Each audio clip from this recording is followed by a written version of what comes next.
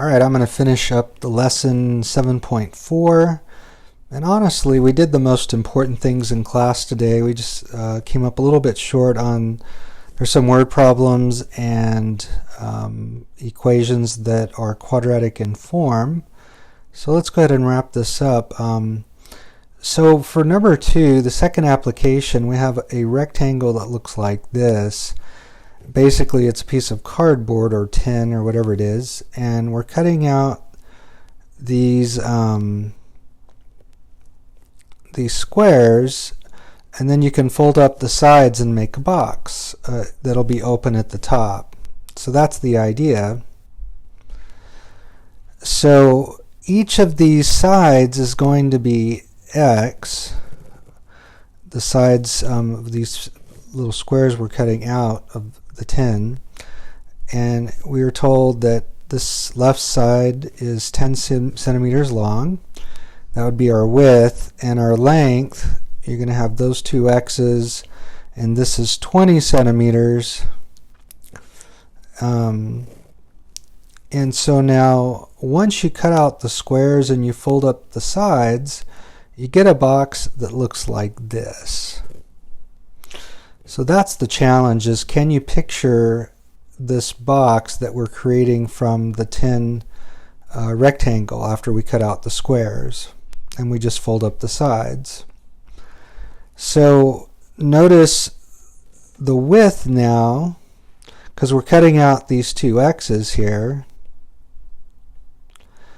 the width is going to, this width here is going to be 10 minus the two x's that we cut out. And the same thing happens with the length. Notice the length here is 20, but we're cutting out these two squares, so that's minus 2x. And so we get 20 minus 2x for the length of our box. And we know the area of a rectangle is length times width, or width times length, and we were given that it's 96. And so now we can write the width and the length using x the way that we did, where x was the length of a side of one of these boxes. And so now we can FOIL this. We'll get 200 minus 20x minus 40x plus 4x squared is equal to 96. We can combine, well, first of all, I'm going to put my 4x squared term first, and then my x terms, that's going to combine to be minus 60x. And don't forget the 200. And that's equal to 96, so we're almost there. This is a quadratic equation. We're trying to get 0 on one side, everything else on the other side, and we want to write it in descending order. Let's go ahead and subtract 96 on both sides. So finally, we get 4x squared minus 60x plus 104 equals 0. So we can factor out a 4. And notice this part inside the parentheses can be factored. It looks like it's a trinomial. So I need two numbers that multiply to 26 and add to negative 15. It's going to be 2 and 13, and they're both going to need to be negative to make this work.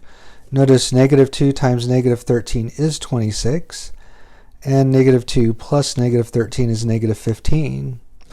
So we can take the shortcut here because this is a 1. So we get x minus 2 times x minus 13. So we're going to get x is equal to 2, or x is equal to 13. Now keep in mind, this whole length was 10. There's no way it could be 13. So we'll throw the 13 out. That's not an answer that makes sense in the context of this problem. But if you try the 2, that's no problem.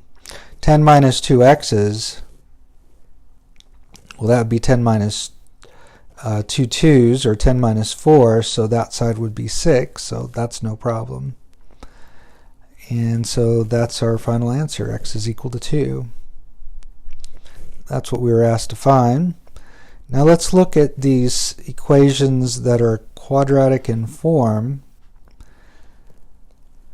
So I already solved number 1 with you in class. I hope that you tried this one here using the same technique. basically what I pointed out is that this is quadratic in form. It looks a lot like this equation here. But it's not quadratic because it's got a degree of 4. The x to the fourth is going to determine the degree. You have a degree of 4 there.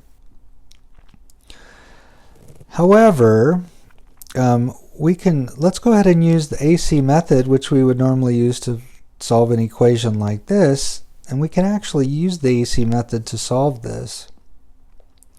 So we need two numbers that multiply to -10 that add up to 3. And you'll find that -2 and 5 work. -2 times 5 is -10. And -2 plus 5 is 3. And since this is a 1 here, we can just go ahead. Well, first of all, keep in mind that it's not going to be x and x. We need something higher power. Notice x squared would work. X squared times x squared is x to the fourth. So that's really the main step that's a little bit different because we're not working with a quadratic function here, but it's very similar.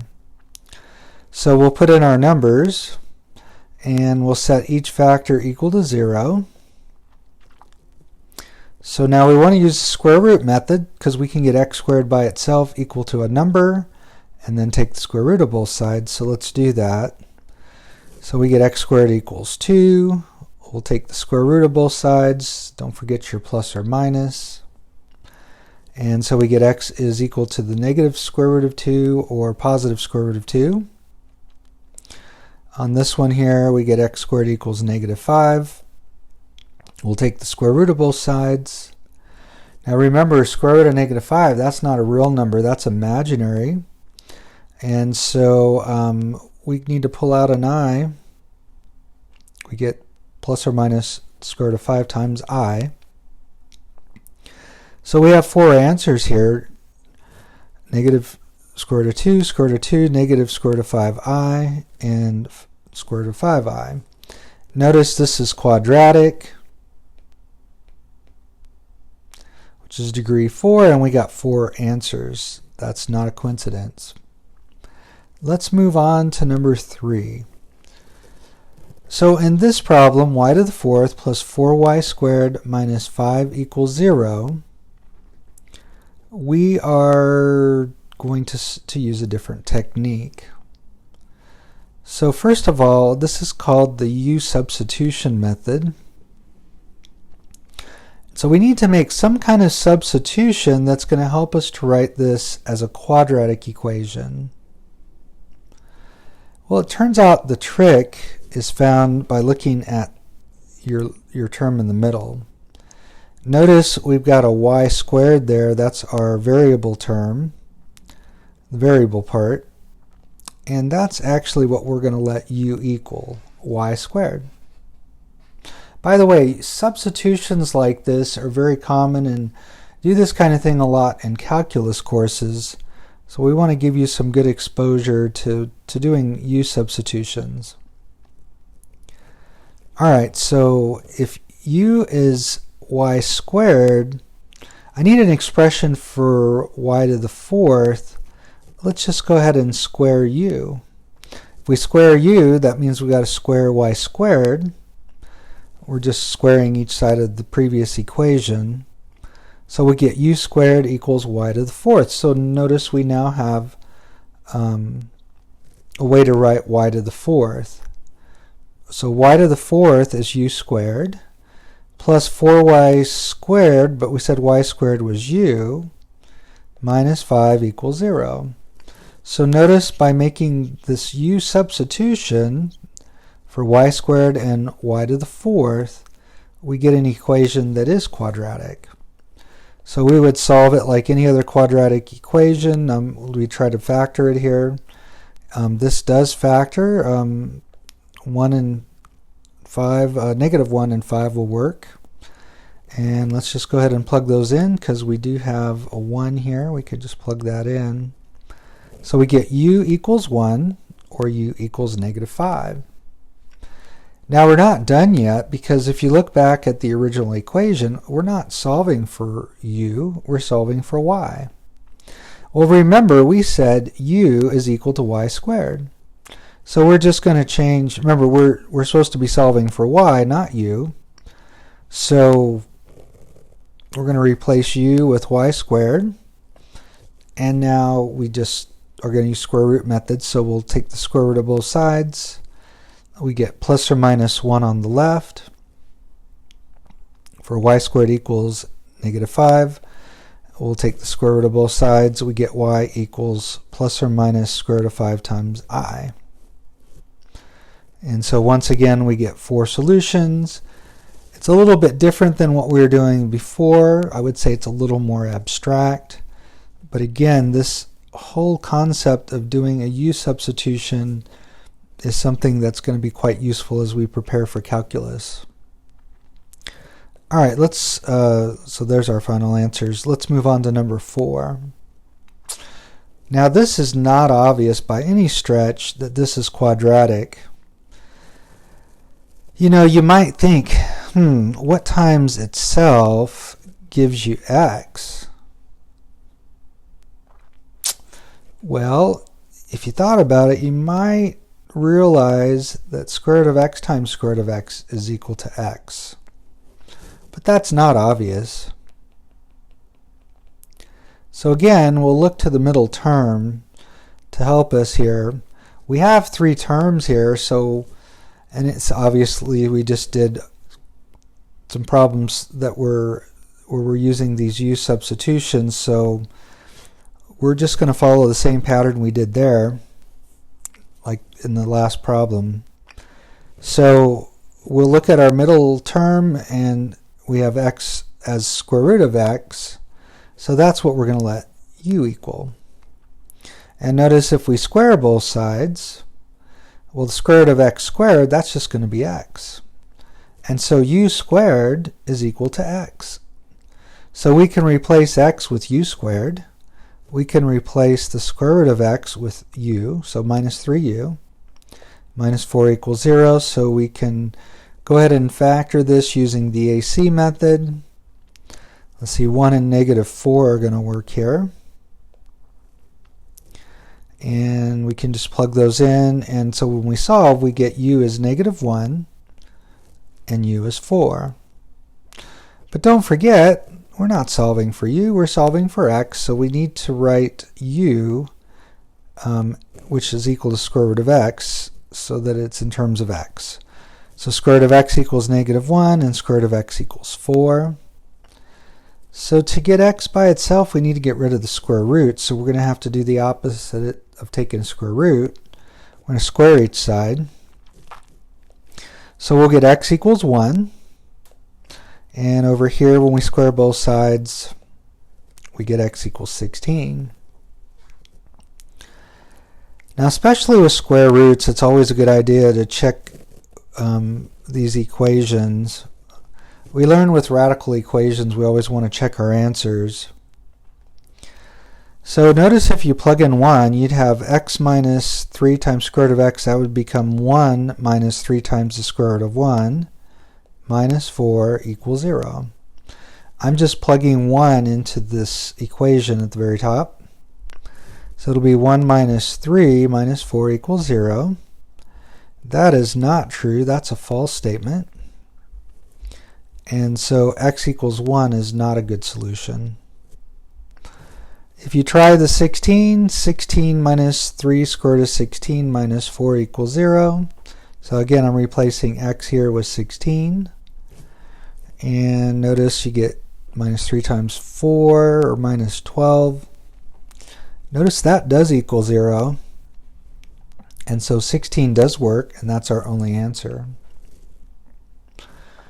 All right, last one. So you might try to do number 5. You certainly would want to start the same way we started the last 2. So go ahead and if you want, try that, and then you can check the video. All right, so you should have chosen u to be x to the 1/3 power. And if we square both sides, let's see, 1/3 x to the 1/3 to the 2nd power, we're going to multiply 2 times the 3rd, and we get x to the 2/3 power. So u squared is equal to x to the 2/3 power. So we've got u squared minus 2 times u minus 8 equals 0. And I'm just going to go ahead and factor that. You just use the AC method to do that. You get u equals 4 and u equals negative 2. But don't forget, we're solving for x. We need to substitute. Remember, we said u is equal to x to the 1/3 power. So when we plug that back in, now we have, let's see, x to the 1/3 power equals 4, and x to the 1/3 power equals negative 2. You hopefully will recall that anything to 1/3 power is a cube root. The denominator tells you your root. And so all we need to do to get x by itself here is to cube both sides. And we get x equals 64.